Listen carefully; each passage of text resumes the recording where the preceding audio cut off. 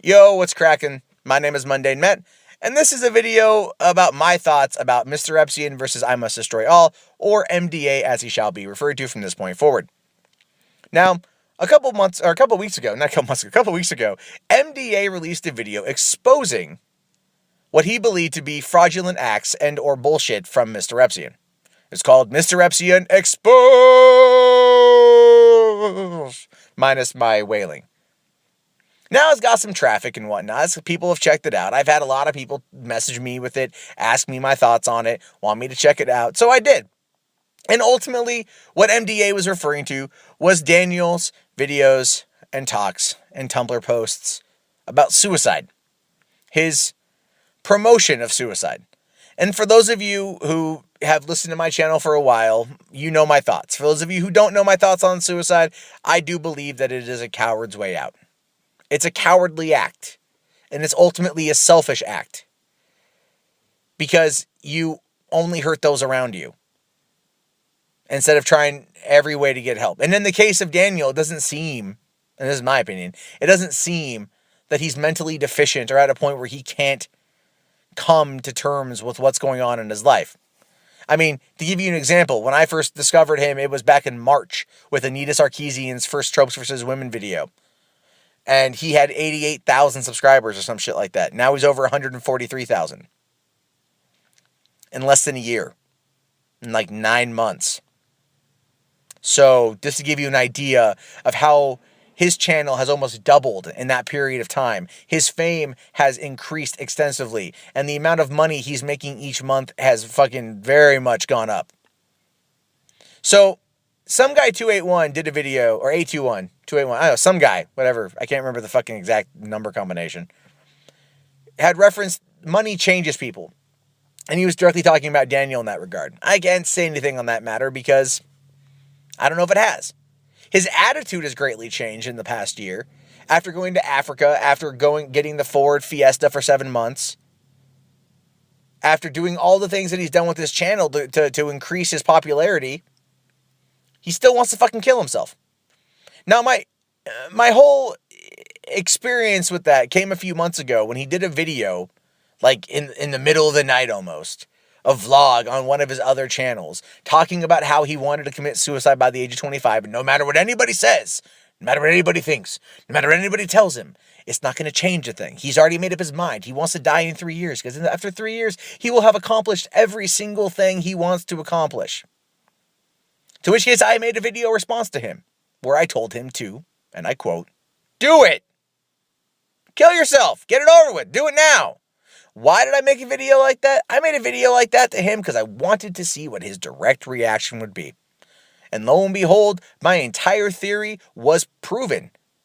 Because not long after his video went live, and then my video went live, and there was a huge reaction from his fans, he took it down. And then I got a message from him on Twitter asking me to take down my video response to him. Now, if a person who's absolutely 100% pro-ending their own life, why would he take down a video talking about that? Talking about his plan, saying that no matter what, nothing is going to change his mind, and yet still post a video or ask me to remove my video response to him? I mean, just let that kind of sink in for a moment. What kind of person does that? A person who isn't serious about the act of which they're speaking. That's the point I wanted to make. That's the point that MDA wanted to make, as well as others. And what's the response that MDA got? I honestly was expecting a response from Rep in video form. To give you guys an idea of where I think this comes from, a lot of these YouTube drama back and forth bullshit acts. Go back to the early 2000s when hip-hop was coming up, right? You had Eminem, yeah, and shit, versus Ja Rule and shit.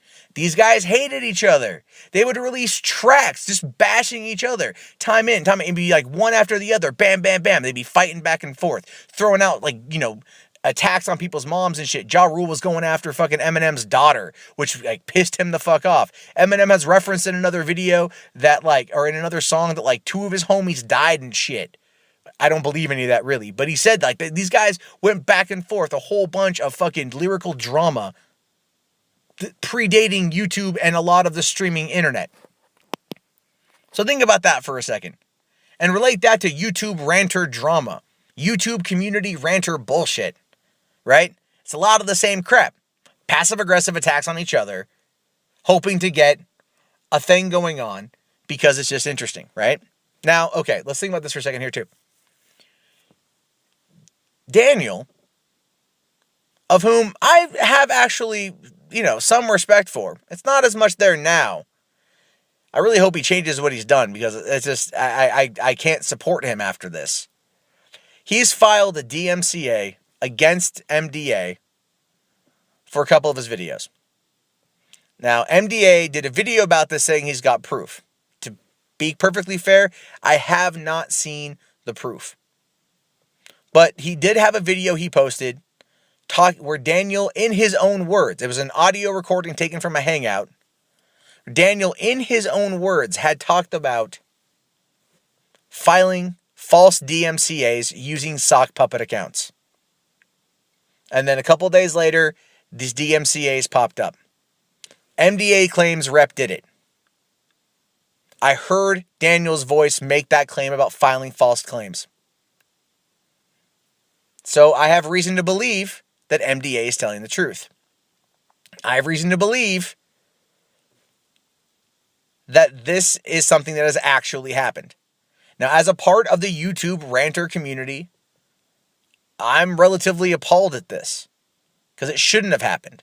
We keep each other on our toes. That is what we do. We are personalities on a site. We talk shit about each other. We come together to battle a common enemy when necessary. We band together to fight a particular situation. And then when the time is over, we're back to our fucking petty bullshit and in drama. And that's not necessarily a negative. A lot of this, I think of it a lot like the WWE and how their fucking over-the-top male-on-male drama is like a soap opera for the masculine of kind. And then it kind of flows over like that shit with YouTube too. People get into YouTube fights all the time and it's all passive aggressive and it's just back and forth, back and forth, back and forth. That's how this shit plays the fuck out. We deal with it. We fight our battles, we take our licks, we move the fuck on. We choose to continue the fight or we let it go and we focus on something different. That's what we do. What we don't do is file copyright claims or false DMCAs against other people because we don't like what they have to say. Because when you file a false DMCA about someone who says some shit about you, that generally means there's some fucking truth to it. That's what I'm talking about here, folks. There's some truth to that. So, why is this happening? I don't know why this is happening. I don't like that this is happening. I feel like it's fucking messing with the system. The system works just fine. Some guy did a video talking about that where he basically told Daniel that Daniel's not acting like a Nisian. And earlier today, someone had sent me an anonymous message with a link to that meme of Daniel. And it says, you either die a hero or you live long enough to see yourself become a Nisian. And oddly enough, just with today's actions and today's videos and whatever else is going on, that was relevant. I got a chuckle out of it, but it was relevant. If we allow these people to continue to work within the vlogging community and then file these DMCAs against each other, it's going to destroy the system from the inside out. And a lot of us like what the fuck we do. We enjoy what the fuck we do. We like talking to each other. We like debating with each other. We like discussing with each other. That's why we do it. Because this is the community of which we are a part of. If you threaten that community, you're going to lose your support. If you threaten the way that things are done on YouTube in terms of people talking about each other, then you lose that support. And the thing I don't get, though, is also in terms of a public figure, they are open to a higher level of scrutiny and criticism than a private sector citizen. I don't know where that lies on YouTube. I don't know exactly to what extent that goes. But 143,000 subscribers sure as fuck ain't private. People know who you are, Daniel. People are going to talk about you. If you don't like what they have to say, rebut it. In a video, in a blog, in a tweet, in a Facebook post, I don't care. Rebut it. Wait for the response. Debate, discuss, back your claims, back your point, and do it. Don't fuck with the system. because this will bite you in the ass. If this gets big enough, this can take down your entire channel. This can take down everything you've spent 6 years working for. And why? Because some dude in a demonic mask and a fucked up voice emulator is going to fucking make you run scared? Come on, man. Look, you're better than that. We're all better than that. This doesn't need to fucking happen. Just chill the balls out and please, please, please, please get laid. Because I think you'll feel a lot better once you get some. That's just and I recommend that to everybody, not only for mental health, but for physical health, especially in the case of men. As you get older, it's better to ejaculate at least once a day to keep your prostate fresh. So there you go. It's men's health tips with Mundane Matt. All I'm saying is, Daniel, I like you. I haven't lost respect for you, but this has damaged everything.